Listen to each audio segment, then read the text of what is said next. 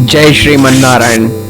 आज के भाग में हम दक्षिण भारत के तेलुगु भाषी इलाके यानी आंध्र क्षेत्र के यादव जमींदारान जागीरदार घरानों पर रोशनी करेंगे। पर उससे पूर्व आइए चर्चा करें कि इस क्षेत्र में यादवों का आगमन कब और कैसे हुआ। आंध्र प्रदेश की कला, संस्कृति, निर्माण शैली इत्यादि में यादवों का बड़ा अतुलनीय योगदान रहा है।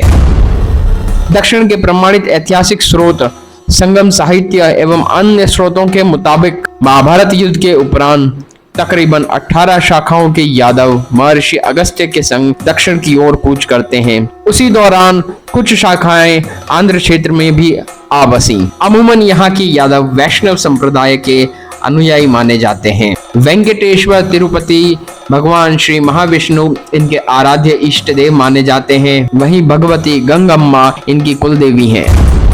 चंद्रगिरी, कनकगिरी, पानुगल, पालनाडु, अड्डानकी, कोनसीमा इत्यादि यादवों की कई राजवंशों ने यहाँ पर शासन व्यवस्था कायम की और प्रमुख वैष्णव तीर्थ श्री तिरुपति बालाजी में अतुलनीय योगदान दिया। चंद्रगिरी और गोलकोंडा का दुर्ग इन यादव शासकों द्वारा निर्मित वास्तुशिल्प के उत्कृष्टतम उदाहरण हैं। आंध्र क्षेत्र के यदुवंशियों में कई शाही खिताब के इस्तेमाल का चलन है, जिनमें नायडू, नायकर, गौड़ा, गौंडर, एल्लई, रायडू, रेड्डी, राव इत्यादि प्रमुख हैं।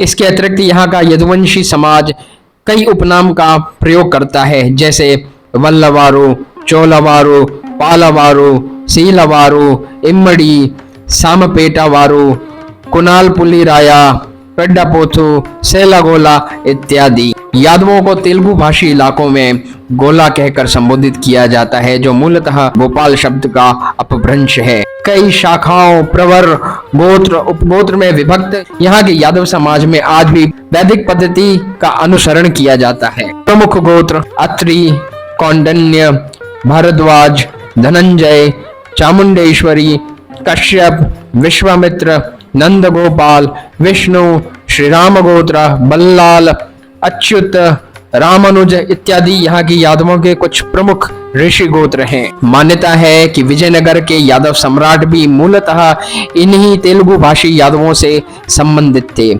विजयनगर साम्राज्य के खात्मे के उपरांत पालीगर व्यवस्था, जिसे अमूमन जागीरदारी कहा जाता है, अस्तित्व में आई। आइए अब लौटे विषय की ओर और जानते हैं आंध्र क्षेत्र के यादवों के कुछ प्रमुख जागीरदार घरानों के बारे में। अमूमन यहाँ के सभी प्रमुख यादव घराने विजयनगर के अधीनस्थ विश्वसनीय सरदार थे। वेंकटाद्रि, येंद्रापल्ली, मुथियालपाडु, दसारीपल्ली संस्थानम। नेल्लोर जिले में स्थित इस घराने का बड़ा ही गौरवशाली इतिहास रहा है। इस घराने के पूर्वज राजा सिद्धप्पा नायक विजयनगर सम्राट अच्युत देव राय के समकालीन थे।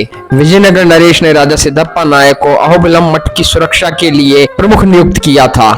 कोठकट्टा राजवंश, कप्पत्राला राजवंश, पांडिकोंडा राजवंश, कोंडारेड्डीपल्ली राजवंश, चिंतगुंटा घराना, अस्पारी संस्थानम, जनुलावरम राजवंश, पुत्तुरी पालायम, दडिकोंडा, मड्डीरेड्डी पालयम, याकरला घराना, मंडप्पम राजवंश, कोणाराजू घराना, टोंडुरु, पालाकोंडा राजवंश, चिन्नम्मम राजवंश, मल्लेल राजवंश।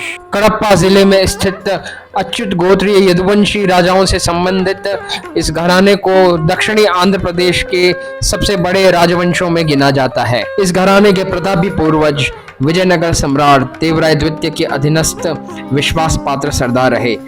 सम्राट देवराय द्वितीय ने इन्हें जागीरें फरमाई और 1810 तक इस राजवंश के अधीन 145 गांव थे। कोठाकोंडा घराना, मड्डीगेरा जमींदारी। कुर्नूल जिले में स्थित अत्रि गोत्र से संबंधित इस यादव राजवंश की स्थापना राजा मडप्पा नायडू ने की, जो विजयनगर सम्राट के अधीनस्थ विश्वास पात्र सरदार रहे। इनके दादा राजा मल्लिकार्जुन नायडू भी विजयनगर सम्राटों के विश्वास पात्र सरदार रहे। मड्डीगेरा जागीर की स्थापना के साथ राजा मडप्पा नायडू को प्रतीक के रूप में शाही नौबत, शाही ओहदे से लैस हाथी, छत्र, निशान इत्यादि भी विजयनगर सम्राट से प्राप्त हुए।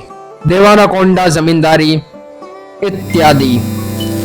इनके अतिरिक्त आंध्र क्षेत्र में यादवों के और भी कई जमींदार जागीरदार घराने रहे हैं। इस दुर्लभ प्रस्तुति के लिए हमारी टीम यदुवीर श्री जय कुमार को हृदय की गहराइयों से आभार प्रकट करती है। We are highly thankful to Yaduvir Jai Kumar for assisting us with valuable sources and write-up.